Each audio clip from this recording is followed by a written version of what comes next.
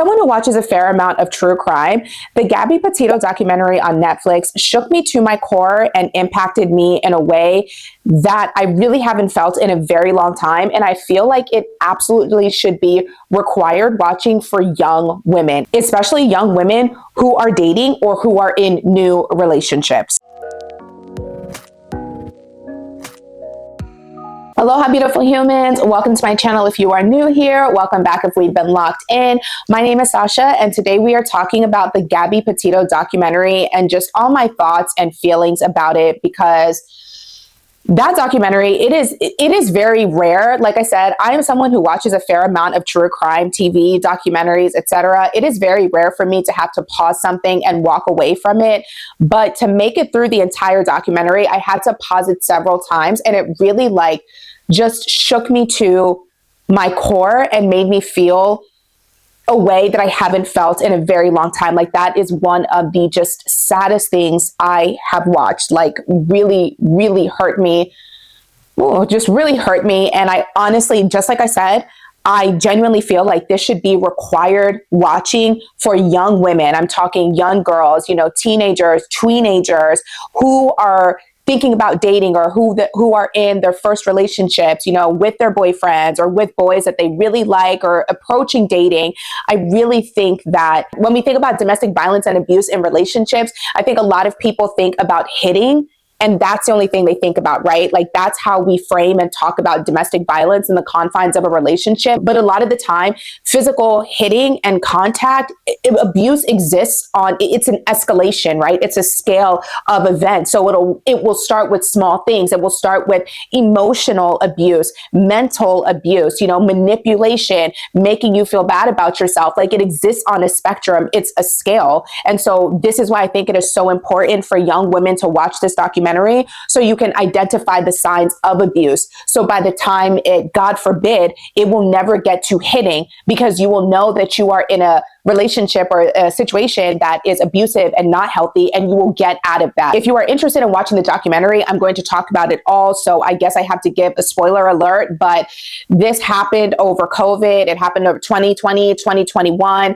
And so a lot of the information is out there, and I don't think this is like a spoiler situation. So please do not get down in the comments and be like, where's the spoiler alert? Like, this is not entertainment. This is not a movie. This is real life. And it's just sad that this is real life for millions of young women, girls, and women across America in relationships. So that being said, let's get into it. The documentary, the Gabby Petito documentary on Netflix, it is a 3-part documentary that chronicles Gabby and Brian's relationship. And we talk to Gabby's parents, her step-parents, some of her friends, her ex-boyfriend. Brian's parents declined to be a part of the documentary, which good. It also features the investigators who investigated her disappearance and also investigated Brian. It was just a really well done documentary. When I watch a lot of these like true crime kind of episodes, or, cold case files, or Snapped, or, these kind of episodes where it talks about the women who are in these situations and they are ultimately unalived by their partner,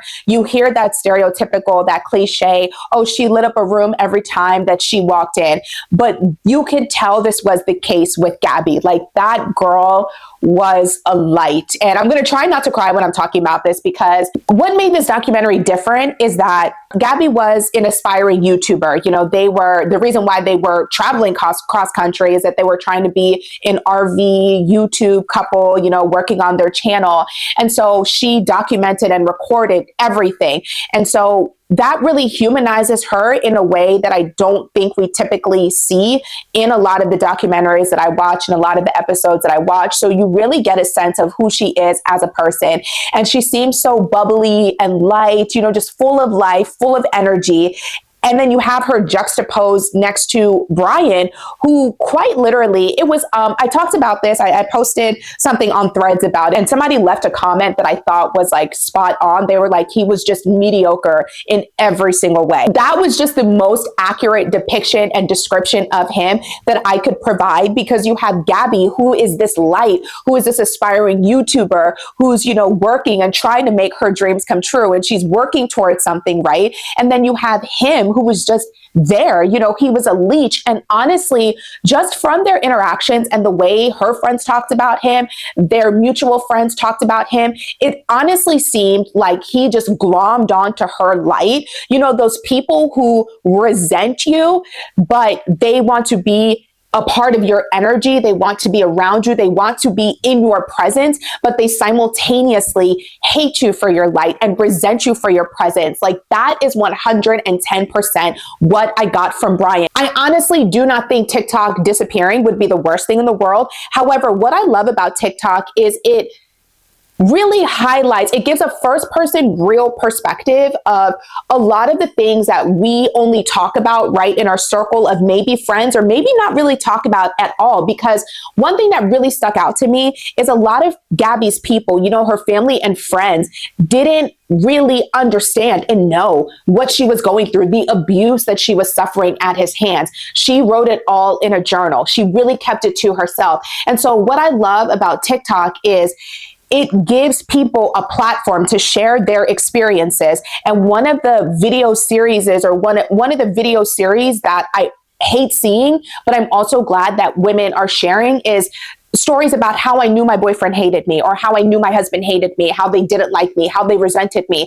And you see so many of these stories of women sharing horrible things that their boyfriends or husbands would say to them or do to them to dim their light. And that is exactly all of those things. You saw that with Brian. Like, he absolutely dimmed Gabby's light. And this is why I think it is so important for young women to watch this documentary, because like I said, abuse exists on a spectrum. It's not always going to start with this person hitting you. It's going to start with them negging you, making negative comments about your appearance, trying to control you, trying to isolate you. And Brian did all of these things to Gabby, before it even escalated to the physical abuse, which she never even shared with anyone. You know, it was just, oh my gosh, I may need to pause this video and then come back to it, because, okay, I'm going to try to do this without crying. I already addressed this, but Brian's parents did not want to be a part of the documentary, which good. They are awful people. They are terrible human beings. And I genuinely believe they absolutely knew what he did to her as soon as he took her from this earth, as soon as he stole her life. They did a really good job about creating a timeline and showing his phone records and text messages between him and Gabby's family members, et cetera, et cetera. So this documentary was just amazing. And they showed that right after, they showed the evening of the last activity on Gabby's phone and laptop, he called his mother, he called his parents, and they talked for 55 minutes. And then right after that, his parents sent a retainer, a $25,000 retainer for an attorney in Moab. So why would your parents be sending a $25,000 retainer to an attorney if you didn't do something wrong? Like, his parents absolutely knew what he did to her, and we don't need to hear anything from them. And listen, I'm not dumb. I know that your parents' allegiance is to you. I love my in-laws. I have a good relationship with them, but I know that, God forbid, if anything were to ever happen between Snowbay and I know that they would absolutely choose Snowbay's side, because that is his people, that is his family, the same way my family, my parents would choose me. So you can be enmeshed in somebody's family, you can be engaged, you can be married, you can be boyfriend, you can be girlfriend, but at the end of the day, I'm not dumb. Like, Gabby and Brian were engaged, you know, and even Gabby's father said this, you know, when they didn't hear from Gabby's father texted Brian's parents, like, I'm going to call the police. And they never responded to that. And he was like, Gabby was going to marry your son. Y'all said you loved Gabby. You were so excited to have her as a part of the family. When Gabby initially went missing, his sister came, Brian's sister was like, I lost a sister. My parents lost a daughter. Like, they were saying all this stuff about Gabby being a part of their family, right? But when it came down to Brian's parents talking to the police or trying to encourage Brian to talk to the police, they were like, we don't got nothing to say. We don't got nothing to say. You can call our attorney, da da da da da. And I was like, excuse me? This is how you treat someone you say you love and was going to be a part of your family, and you called her your daughter? Like, BS. At the same time, there are a lot of people who would do exactly what Brian's parents did, because in the grand scheme of things, you ride for your family. So I do not fault you for defending and riding for your family. I get that. the letter that Brian's mother wrote to him, however, they absolutely knew what that boy did. Like, boy moms are never beating the allegations. And I said that in the threads that I posted, in the post on threads that I posted about this documentary, like my feelings about it. And someone was like, oh, Brian has a sister. His mom is not a boy mom. And listen, you can be a boy mom and have daughters, because boy mom is a mentality. There are mothers who have sons and there are boy moms. And how often do we see women out there? I know y'all have heard the phrase, or maybe you haven't, but there is a phrase that mothers raise their daughters and love their sons. And that's the vibe that I got from Brian's family. And that's also what Gabby was saying in her text messages. Gabby is initially from New York. So Gabby and Brian, when they got together, before they went on their RV tour, they moved down to Florida to live with Brian's parents. And in the text messages that Gabby was sending her friend, she was like, Brian's mom is being icy towards me. She's being chilly towards me. There just seemed to be a great amount of enmeshment with Brian and his parents. And when you are dealing with a mother of a son who won't cut the umbilical cord, like I could not be with Snow Bay if his mom was like that, because I cannot stand, and I imagine it is very challenging to be in a relationship with someone who is so deeply enmeshed with their family.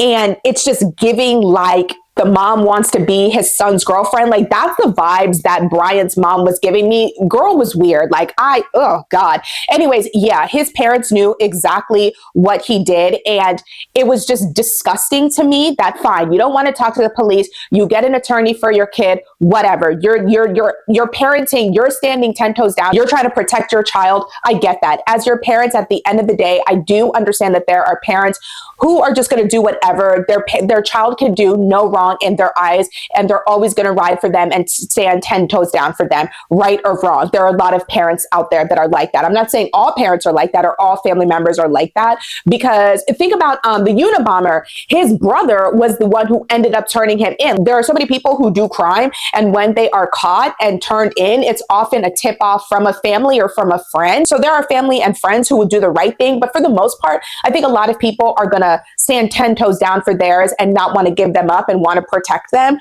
which whatever. But I thought it was so disgusting, and I thought it was so crazy that when the police officers wanted to talk to them in order to help find Gabby or just get a timeline and understand what happened to her, they were like, oh, I don't want to say anything, call our attorney. But as soon as they found out that Brian was missing, and I put missing in quotes because I don't think he was really missing.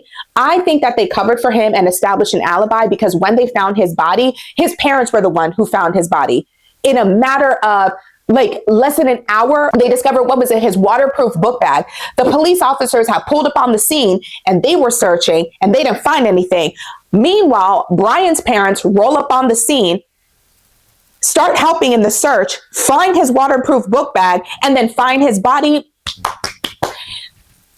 Boy moms are never beating the allegations, and his parents are never beating the allegations that they knew. They were fully aware of his plans the entire time. I think they knew that he was going to remove himself from this planet, and they helped establish an alibi for him, or just establish a cover so he could get away and do what he needed to do. Because the letter his mom wrote, disgusting. But anyways, when they were not trying to help Gabby's parents or talk to the police when it came down to finding Gabby, but then as soon as they thought their son was missing, they called up the police in a heartbeat to report him missing. I said, oh, that was one of the moments where I had to pause and just walk away, because I'm like, y'all are trash. And it doesn't even matter to me if they called the police because they genuinely thought he was missing, or they called the police as a ruse. It doesn't matter either way, because they are still just trash. They are still just trash. Brian's parents, they were never charged with anything. They were never arrested. However, Gabby's parents did end up suing them civilly, and they won that lawsuit, which good, because his parents were absolutely aware, and they knew. Speaking of Gabby's parents, I really loved her parents. They just seemed like You know how people break up and there's all this mess in terms of custody and infighting and things like that? Like that may have been, I don't know what was in their past, but the way they presented on the documentary, I really liked them. They seem like a wonderful family. Like Gabby, they split, I think when Gabby was 9 months old. Gabby was both of their firstborn, okay? They shared Gabby together, but then they split when Gabby was 9 months old and they each went on to get married. I know her mother had other children, I think 4 other kids, 3 or 4 other kids. And I'm not sure, yes, Gabby on her dad's side, she had 2 younger brothers. And so it just seemed like they were able to co-parent very well. Like Gabby was just surrounded by so much love. She was such a light. And again, like I said, it's so cliche because you watch so many of these documentaries and they're like, oh, she just lit up the room every time she walked in. But Gabby, she was a girl with hope. She was a girl with dreams. And she was just, oh my gosh. She just seemed like a real cool, down to earth kind of girl who was just trying to make this RV YouTube work for herself. And this, again, it was during the time of COVID. So a lot of people were starting YouTube channels or taking social media seriously or had this freedom to just create and try new things. And she seemed so excited about it. My heart really broke for her parents. Like they seem like such good parents, such supportive parents. Gabby's parents ended up suing Brian's parents. And I know they also filed a lawsuit against, I believe it was the Moab Police Department. And ooh, that was the first time, like I had to pause the documentary after seeing, oh my God, okay, let's talk about this because this was the most disturbing part in the documentary to me, and it made me so angry. It was a lot for me to process and a lot for me to take in. I know that they filed the lawsuit, I think it was in 2022 against the Moab Police Department, or maybe it was the city, or maybe it was the state. I know a lawsuit was filed. As I was editing the video, I went back to check on the status of the lawsuit, and unfortunately, it was dismissed. If those police officers weren't fired, they absolutely should have been fired because can any of us conclusively say that if they had done their jobs, Gabby would still be alive? No, we cannot conclusively say that. However, there is a chance that if they did their jobs, Gabby could still be here. Somebody called the cops to report that they saw a man slapping a woman, grabbing her by the face and slapping her. And think about this for a second. If he is slapping her in public, what is he doing to her privately behind the scenes? This person calls to report that they're seeing a domestic violence situation happening, gives them the make and the model of the van, all that other good stuff. The cops locate them, pull up on them, pull Gabby and Brian out the car, and you physically see, and they even confirm the bruises on her body, her face. The police officer puts her in the back of the police car, and he acknowledges that he points at her bruises and the marks on her face, and she's crying, clearly distressed. Y'all rolling, these police, oh my God, my eyes starting to twitch. They're talking to Gabby. Meanwhile, you have these other police officers talking to Brian, and they start cracking jokes. And the police officer is like, oh, this is what happens with my wife when she gets some anxiety. Maybe, you should just take a hot shower. What? This man was slapping and hitting this girl in public, and you see the bruises on her, and you're just reducing it to, oh, she's just got anxiety. My wife's got anxiety. She just needs to take a hot shower. They're cracking jokes with Brian, talking about musical taste. They booking him hotels, take him to the hotel, shake hands with him. The police officer shook hands with Brian and said, it is a pleasure meeting you. It is a pleasure to have met you. It is a pleasure to meet someone you pulled over. You pulled over for beating his fiance. It was a pleasure to meet someone who was publicly caught domestically violencing a woman. And it's a pleasure to meet him. Immediately, they need to be fired. Immediately. Like, what? Oh my God. And along with boy moms never beating the allegations, police officers are never beating the allegations because what? In the lawsuit they filed, they said that the police officer was biased against Gabby from the start because he himself was involved in a domestic violence situation, right? And so never beating the allegations. These police officers fired them. That situation was absolutely terrible. I know that Gabby's parents, they worked to pass a law in response to what happened to her. They worked to pass a law that when police officers are called to a domestic violence situation, they have to ask 11 questions to determine who the aggressor is, and also to determine what is the risk that this could possibly escalate. And the person who is being abused, who is being domestically violenced, if they are at risk at the hands of the aggressor, and to remove them completely. Because if they had been separated, the police officers determined that Gabby was the aggressor. We saw someone called in and said, I am seeing this man grab her face and hit her. Yet they pull up to the scene, ask a couple of questions, and ascertain Gabby was the aggressor. And Gabby was sent off to get a hot shower at a shelter. Meanwhile, you have the person who was slapping her and hitting her. You put them in a hotel and you're shaking hands with them. Gabby was failed. I won't say she was failed by so many people. I will say the police officers, however, failed her the most. They failed her the most. They did not do their jobs.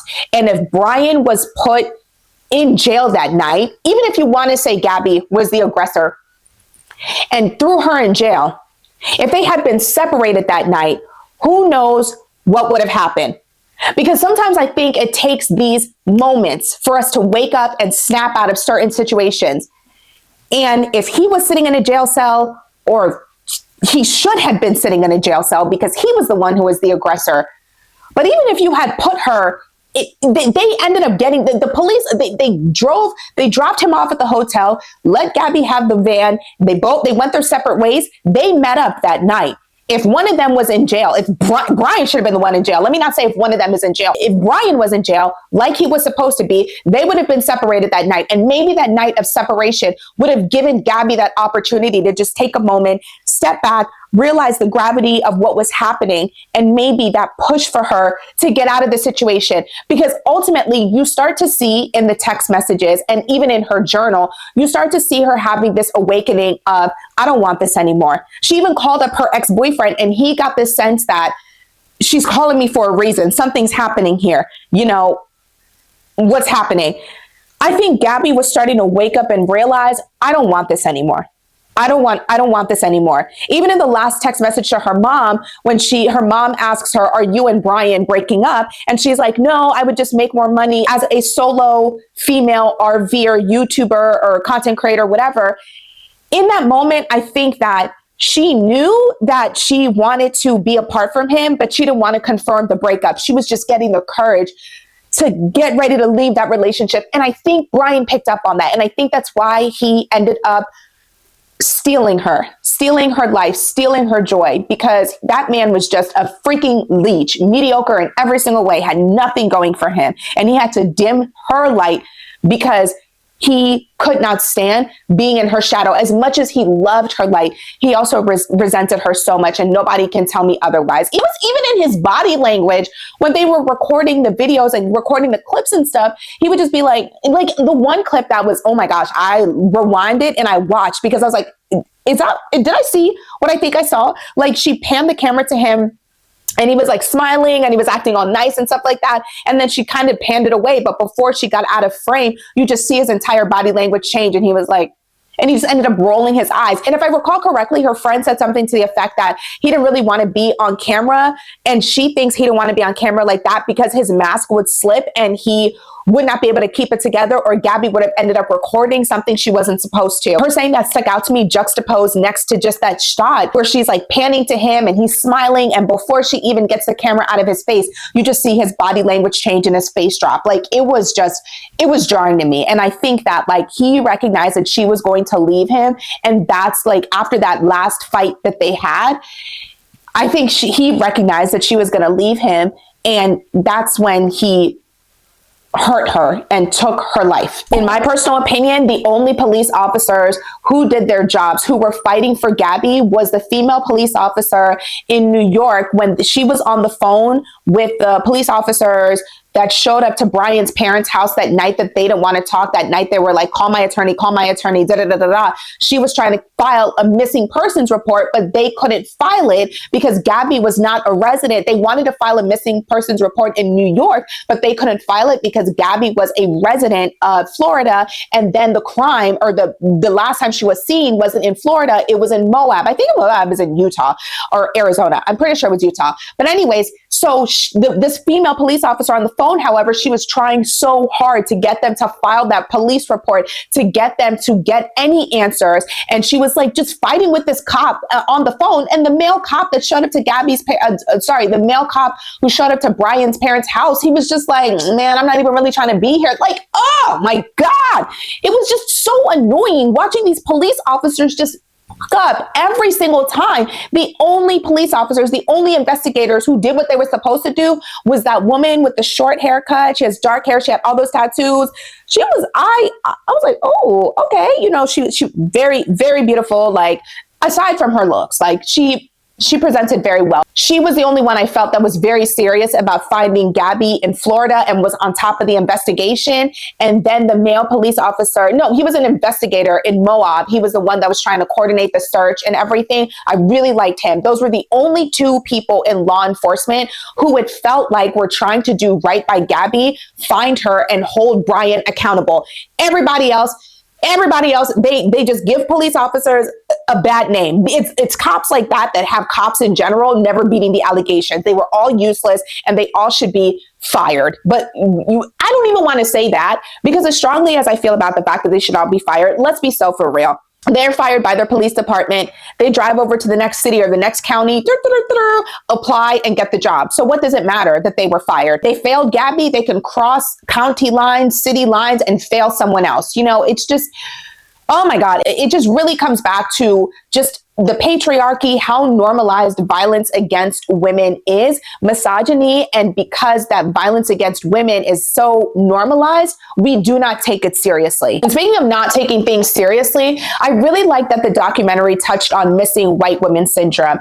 And when it was brought up, I think Gabby's dad gave a really honest reaction, which I appreciated. There was a lot of criticism. And I do remember this around the time when Gabby went missing and there was a search for her. I do remember the criticism surrounding her being missing because there are so many women of color, especially in the area where she went missing, a lot of indigenous women who go missing and don't get a fraction of the coverage that Gabby got. You know, think about Lacey Peterson. So many white women, when they go missing. Elizabeth Smart. I remember Elizabeth Smart and I are the same age. I remember when Elizabeth Smart went missing. You couldn't turn on the TV without seeing anything about Elizabeth Smart. Even Natalie Holloway. When Natalie Holloway went missing in a different country, Natalie Holloway and I, it's funny, her and I graduated the same year from high school, and she was the reason why her going missing, my mom never let me go on any type of senior trip or anything like that, because she was like, oh, you could be the next Natalie Holloway. You know, my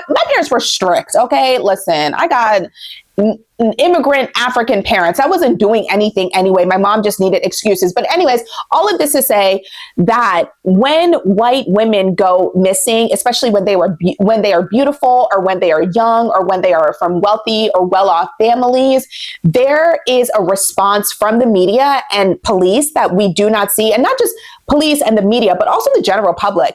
There is a response from them that we do not see when women of color go missing and people of color in general, or children of color. There's not the same energy. And so Gabby's dad said that he saw that on the news, that conversation about the whole missing white women. And at first it really pissed him off because he's not thinking about his daughter's race. He's not thinking about race at all. He's thinking, my daughter is missing and I have to find her. I need to know what happened to my daughter. And I can respect that and I can understand that. But I also respect and understand that he said, at first when I saw it, I was pissed off, but then I understood it and I started to see where other people were coming from. And that's the thing with white privilege. When we talk about white privilege, a lot of white people seem to get very irritated and annoyed because they're thinking, when you hear the phrase white privilege, you're thinking, oh, well, that means a certain amount of opportunities or success or money or whatever.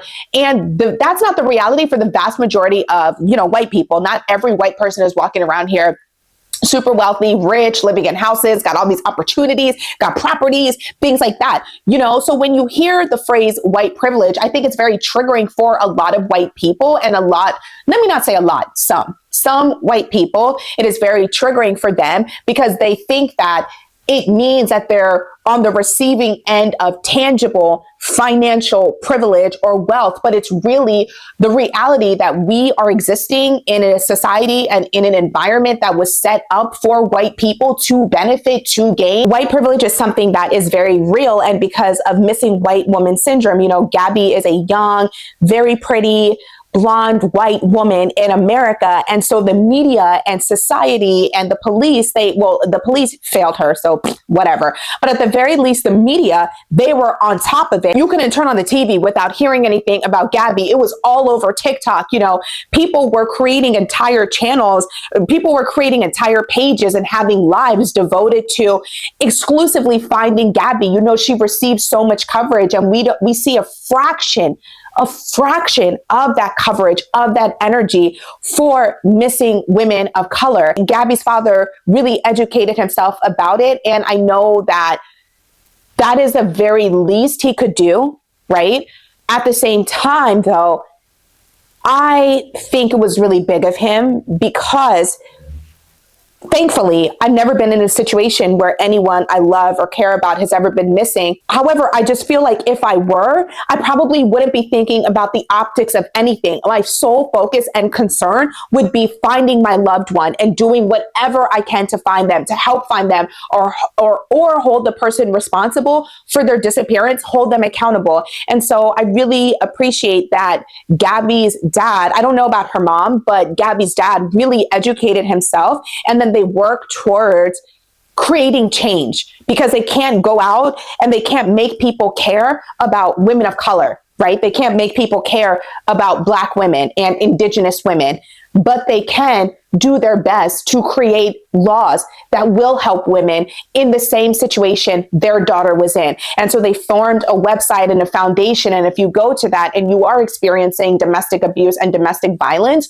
you can use the resources on that site to get help. That's something that I found just really, I was very surprised that given Gabby's lifestyle, and I understand that her lifestyle was very nomadic, at the same time, it was just really surprising to me that it took so many days, like nearly 2 weeks, for her parents to just okay, I'm calling the cops. Let me Google that actually. Yeah, it was 10 days. It was 10 days after Brian returned to Florida without Gabby that her parents reported her missing. And I think it was even longer than that they had gone without talking to her or communicating with her. I understand that she lived a very nomadic lifestyle, but it just really seemed that everyone in her life was very hands off with her. Hands off in the sense that they were just texting her, not really following up. And like I said, I fully acknowledge that they were in the wilderness, right? And she seemed really focused on her YouTube channel. So if they're in the wilderness, they are not able to get reception. But at the same time, how is then she doing all of this editing?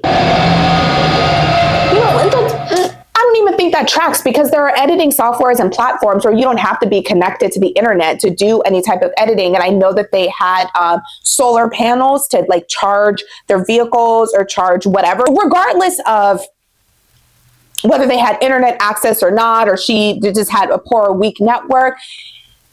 2 weeks is a very long time to go without hearing from someone who is kind of in a nomadic situation. I just feel like there were some signs that Gabby was in trouble. And you know what? Maybe I'm thinking about this from my own personal perspective. I come from a big family. I'm one of 7. Both of my parents are still here. I text them regularly. My sisters and I have a separate group chat. I'm married. So like, it's actually funny. Just last weekend, I put my phone on do not disturb before I go and teach my classes. And sometimes I'll forget to take my phone off do not disturb, and I'll go like do some errands, or I'll stay later. Maybe I'll just go work out. I'll just be out and about the day. And I would just kind of forget to like text Snowbay. And just last weekend, I just kind of lost track of time. I think it was like 2 or 3 hours after my class, and Snowbay hadn't heard from me. And he called me and he was like, "Are you alive?" And I was like, "What?" Like, oh, I've set my do not disturb to where if you call me once, it won't go through. But if you call me twice within rapid succession, it will go through. So he called me twice in rapid succession, and he's like, "Are you alive?" And I was like, "What are you talking about?" And then I realized I didn't take my phone off of do not disturb. He had texted me an hour before that. I didn't text him back. And so he was just worried. And so that's the reality that I'm existing in. Like, I think if I just disappeared and dropped off the face of the earth, somebody would know.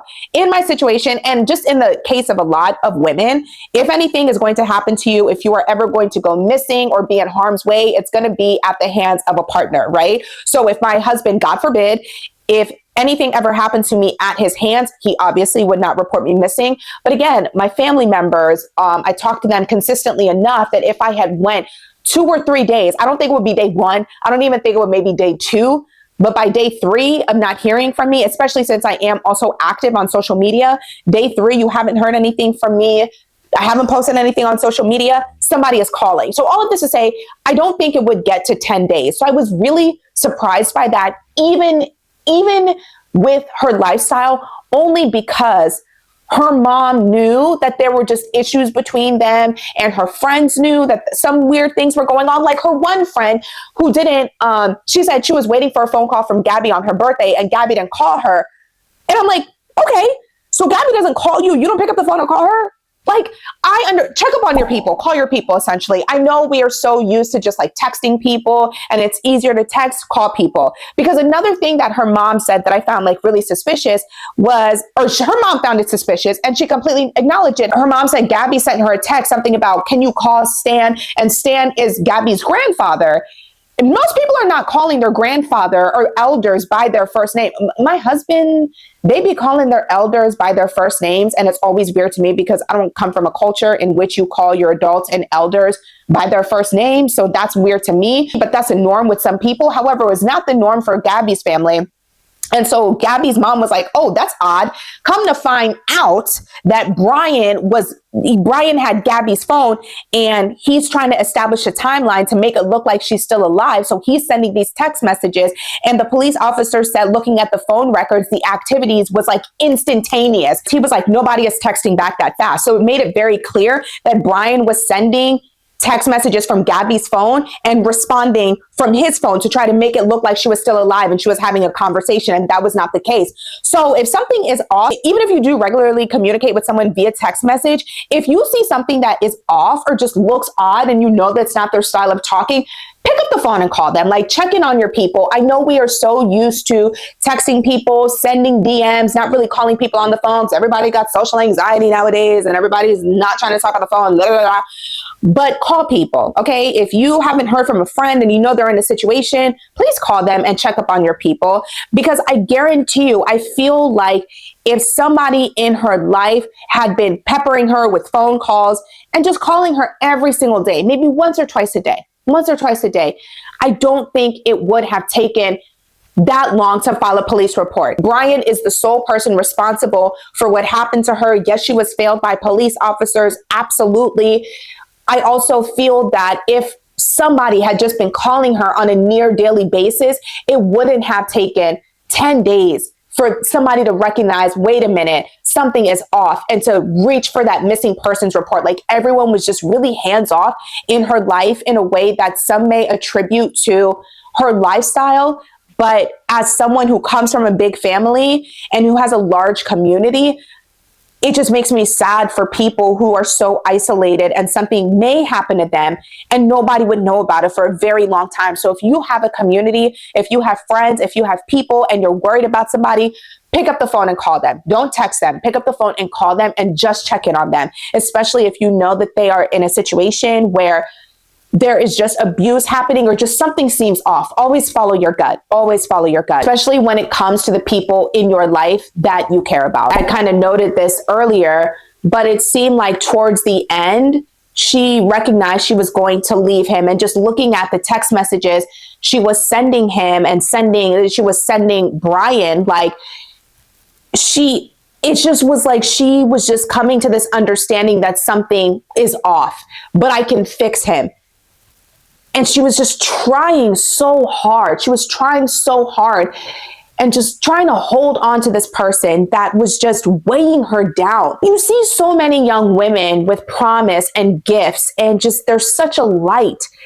And then you see just some guy come into their life who has no business being in their life, and they try to love this person in the best way that they can. And this person is never grateful, never appreciative. All they do is drain the life from them. And then they finally try to make an attempt to leave. They try to figure out it's not going to work out. And you see that in the text messages she is starting to send. Like, wait a minute, I don't know, man. Like, even the text messages she's sending to Brian, I love you, please stop. Like, he just wanted to isolate this girl. I honestly think he wanted to wear her skin. Like, when you are, and I think this is something that happens a lot when you see people who are just joy and light in human form.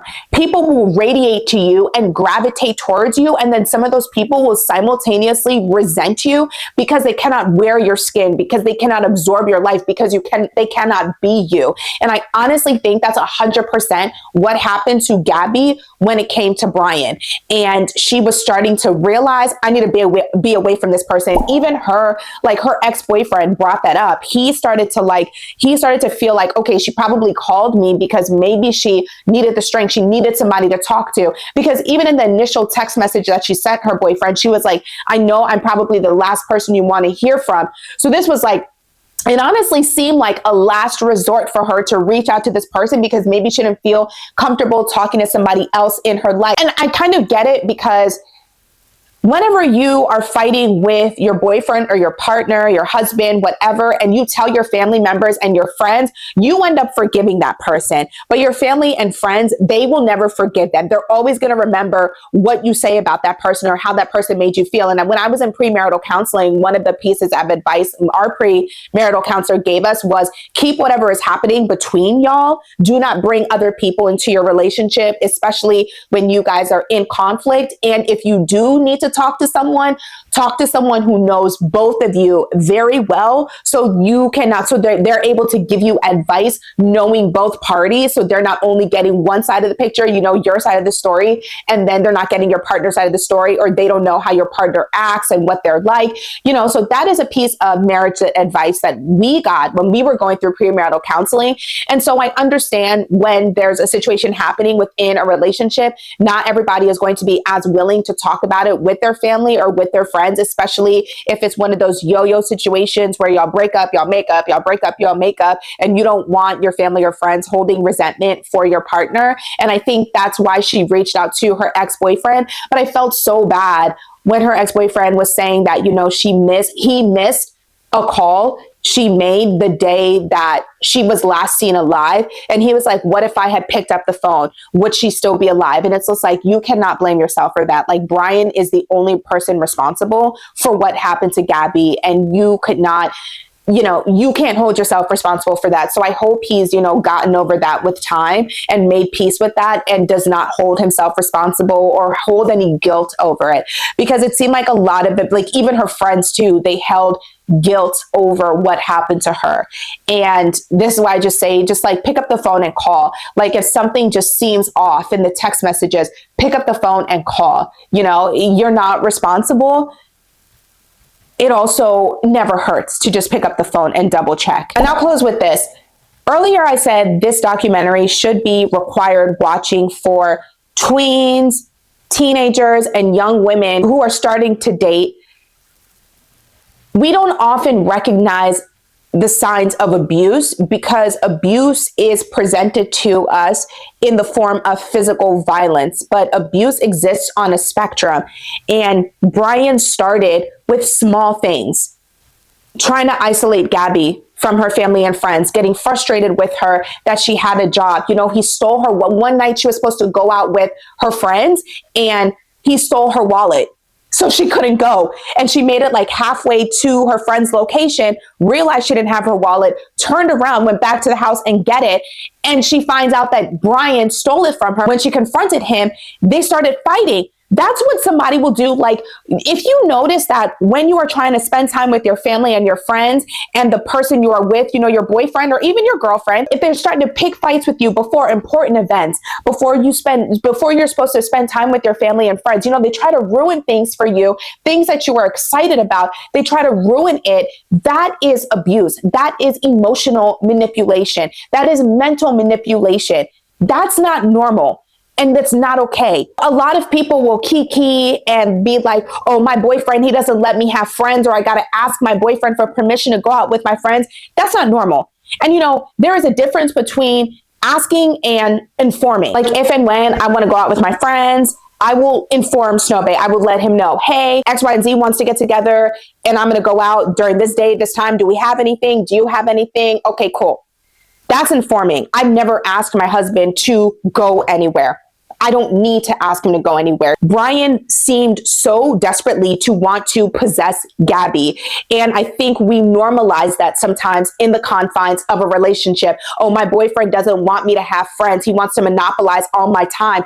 That's not normal. That's abuse. It's not cute. It's not cute. There was this trend that was like, my boyfriend is mean to everybody but me. And it's like, girl, that's not cute. That's not a flex. That's not a flex. If your husband is mean to everybody, what makes you think it will stop with you? Eventually, he might start being mean to you. So it's not cute. It's not a flex when your husband is mean or your boyfriend is mean and he doesn't like anybody. A lot of these like cutesy little trends girls do on TikTok, normalizing toxic, abusive, and manipulative behavior. We have normalized dysfunction to a degree that a lot of people they're not even able to recognize signs of abuse and manipulative behavior. And when certain things become normalized, especially when you are at such a young age, you don't know what's real. You don't know what's okay and what's not okay. And we don't really talk often about the degree of domestic violence in the relationships of young teens and young tweens. And that's a time in your life where all these hormones are coursing through your body and you're trying to figure out life and you have such like big emotions. Like, if I could just hug my 17-year-old self again and be like, girl, it's gonna be okay. Calm down. Like, I remember when me and my high school boyfriend broke up. I ended up breaking up with him. It was like a breakup, get back together, break up, get back together. And then I finally ended up breaking up with him because I found out he like cheated on me. And then his mom called me to beg me to get back together with him. And I was like, I'm not going to tell you what your son did, but I don't want to be back with him. I blocked her number, blocked his number, never talked to him again. That was like, oh my God, how long ago was that? How old am I? Maybe 18, 19 years ago at this point. I don't know. It was a very long time ago.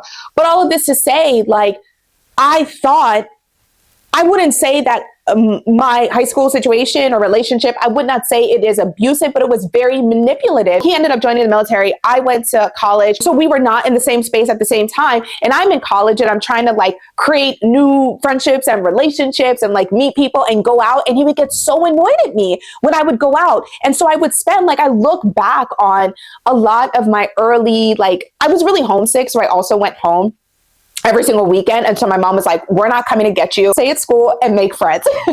So I stopped. Like, my parents wouldn't pick me up because I didn't have a car, but I only went to undergrad or college like an hour and a half away from my parents' house. So they didn't mind coming to pick me up. But anyways, I look back though on the early days of, I look back on the early days of college, and my boyfriend at the time, he would get so annoyed with me when I wanted to go out to like parties or meet people and stuff. And so I spent some of those like first few months of college just in my room on the phone with him because he didn't want me to go out anywhere. And so now I recognize that that is manipulative. But at the time, I didn't have anybody telling me like that behavior is not okay and that behavior is not normal. And so if somebody is trying to isolate you from your family, from your friends, even your job, like Brian was so annoyed. Gabby had all of these dreams and she wanted to be a YouTuber. So she's trying to get all this equipment and she was like putting her heart and soul, everything into it. She even was like, I'm going to buy the van from this boy. and then, he got into her bank account and sent himself 700. I was so disgusted by that. But anyways, like trying to establish his alibi, sent himself her hard-earned money from her bank account. Oh my gosh, this man was trash. Anyways, somebody trying to isolate you from even getting a job, because that's another way abuse and manipulation shows itself in relationships. Financial abuse, financial manipulation. This person doesn't want you to work. They want you to be solely dependent on them. Now we see it as, oh, this is a trad wife lifestyle. Oh, I'm a kept woman. This is how we are framing it. And again, we see on social media, this is what is propped up. This is what is positioned in front of young girls. And I'm here to say that if you're with a man who's going to provide for you financially so you don't have to work, that's fine. That's not what I'm talking about. What I'm talking about is a man, a boyfriend, a husband who does not allow you to work, who does not want you to work. That is financial manipulation. They want to control your money, your resources. And there are and I think that because we are living in a society where we do not know what it was like for women to not have financial freedom. We are not living in a time where women couldn't get mortgages, couldn't open up their own bank accounts, couldn't take out loans without it being co-signed by their husbands or by a man, couldn't have their own credit cards. We don't know that reality as women in 2025. A lot of young women are not aware that there is a history behind women being controlled financially, women being stripped of their resources and being forced to stay in these abusive situations, these emotionally, physically, and mentally abusive relationships because they didn't have access to resources. They didn't have their own money. So if a man is trying to control you financially, that is a huge red flag right there. That shit ain't cute. It's not trad wife life. It's not I'm a kept woman. This man is trying to manipulate you emotionally and keep you isolated and trapped, holding money over your head. And this dysfunction has been normalized. And we are also so far away from a time where women didn't have options that a lot of women and young girls do not understand what abuse really looks like. And I think if Gabby had had somebody to tell her this, if she had had this knowledge, she would have picked up on the signs earlier, because she knew something was off. She knew something was wrong. But I don't think she would go as far as to say what she was experiencing was abuse. She didn't have the language for it. But with this documentary, okay, sorry. With this documentary, it could save someone. It could save a young girl, a young woman, and hold on. Gabby should still be here. Gabby should still be here. She is not. But if her story can help another woman, especially another young woman, I really hope it can help, and I think it will help at least one person. Somebody who loves you, they will not do what Brian did. They will not try to keep you from your friends. They will not try to keep you from your family. And they may say things like, oh, I just want what's best from you. But isolating you, if your friends are not bad people, if they're not bad influencers, and I don't think any of Gabby's friends were bad influencers. Her family seemed to love her very much and care about her so much.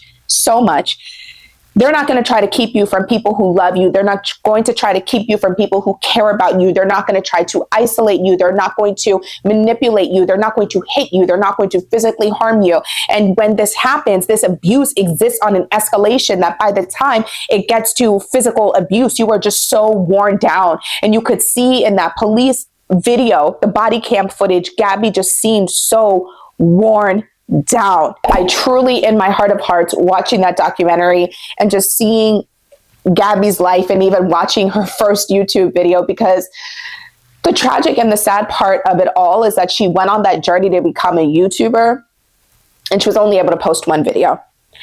But looking at that video, you could tell she was such a light. She was such a light. She had such big hopes. She had such big dreams. And all that man wanted to do was possess her and own her And I firmly believe, in my heart of hearts, I firmly believe that night he felt her pulling away, or maybe she verbalized to him that she was done. You know, she texted her mom and said, I can make more money being a female van lifer. I think that he probably tangibly knew she was going to leave him soon.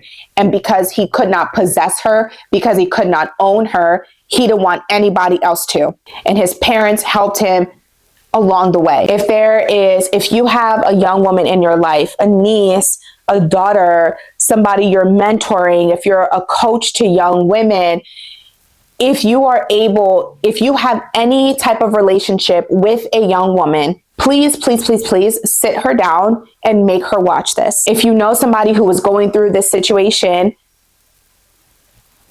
as much as you may want to judge them, please just continue to be an ear. It takes a woman an average of 7 attempts to leave before it sticks, before they leave for good. So if you know somebody who is in this situation, please do not judge them. Please continue to be an ear for them. Please continue to be a resource. Please just continue to be there for them. And I know it's hard. I know it is so hard to sit by silently and you want to shake that person and you want to tell them, I don't understand why you stayed. Da, da, da, da. I understand that. I know. Please continue to be a light. Please continue to be a resource for them. Please, because there are so many stories I watch and women will say, so many of my family members, so many of my friends gave up on me, but there was that one person who I knew I could call, who I knew I could go to. You may be this only person that they are able to call and go to. So please continue to be that for them.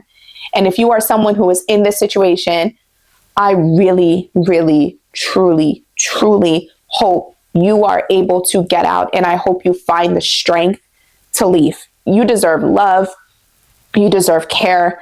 You are of value, and you deserve someone who will not treat you that way. This person is not worth your joy, and this relationship is not worth your life. And so I truly hope you find the strength to leave. And until then, please, please, please, please stay safe. If you made it this far, thank you so much for watching this video. I just had a lot of feelings about this documentary. So thank you for watching. Drop down in the comments. Let me know if you've watched the documentary. You know, feel free to share your thoughts. Don't forget to like and subscribe. And until next time, peace out.